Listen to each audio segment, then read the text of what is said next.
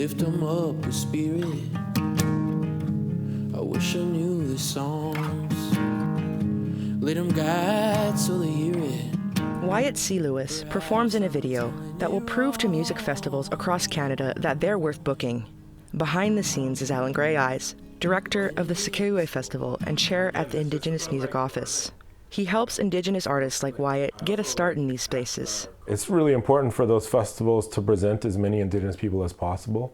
I believe every stage gives us an opportunity to challenge stereotypes, the challenges that Indigenous organizations face in general. And that's we're competing with other organizations that have multiple years head start. Experts agree that Canada's colonial history plays a big role. The last residential school didn't close until 1996, which puts us at a distinct disadvantage, another disadvantage, because our parents didn't launch nonprofit organizations. They didn't launch festivals. Working in the Indigenous arts funding sector at Urban Shaman Gallery, Justin Berlavi has seen his share of fraudulent Indigenous grant applicants getting approved for millions of dollars. He was part of a panel hosted by the Indigenous Curatorial Collective to analyze their identity policies.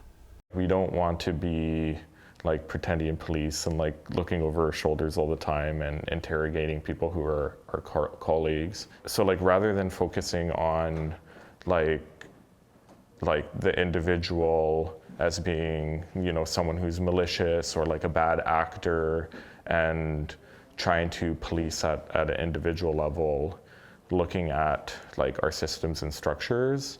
When it comes to accessing federal and provincial funding for Indigenous artists, Justin says that most policies are still rooted in white supremacy. What that creates is this relationship where we're modeling our behavior at our organizations, so our culture, to match the demands of government. And the people who are uplifted are the ones that have those sort of skills, which often is in proximity to whiteness. Alan and Justin suggest a holistic approach. We need to work towards like kind of dismantling that and being more open as organizations. And each community is going to have a different process. And what we're currently embarking on is consultations with Indigenous knowledge keepers, elders and grandmothers across the country in different communities and nations. And so the goal is to have a database that we can use to make phone calls and just do some back checking. Indigenous identity fraud is a nationwide issue. Alan says other musicians can play a part in keeping things level by being mindful about sharing their platforms with up-and-coming artists. I would recommend that if you're an artist that has developed a team, you have resources, maybe leave those spaces for new and emerging voices so we can hear an even broader, wider perspective from the Indigenous community. As for now, the discussion of identity is a work in progress. What we learned is overwhelmingly the music festivals wanted to rely on our artist directory on our website to identify people as Indigenous, to identify artists that they could book for their festivals. And I think a lot of artist-run centers are all in the same boat. Like, none of us have finished our identity policy yet. So just be patient, and I think listening is also way more important than having an opinion on everything that's happening. Indigenous music and arts professionals say they want real change. Their stories, a reflection for all of Turtle Island to learn from. We always had good faith for artists. Like we just took them at face value.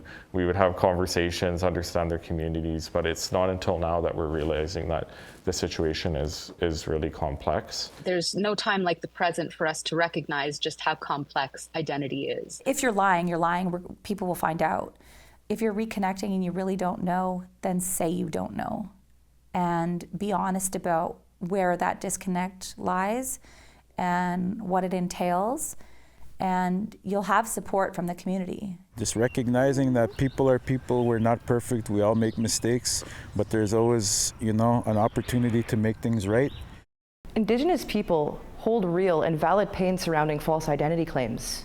While that hurt won't disappear overnight, we can approach that pain together and find a healthier way forward. Thanks for sticking around for Face Value. I'm Veronica Blackhawk, APTN National News.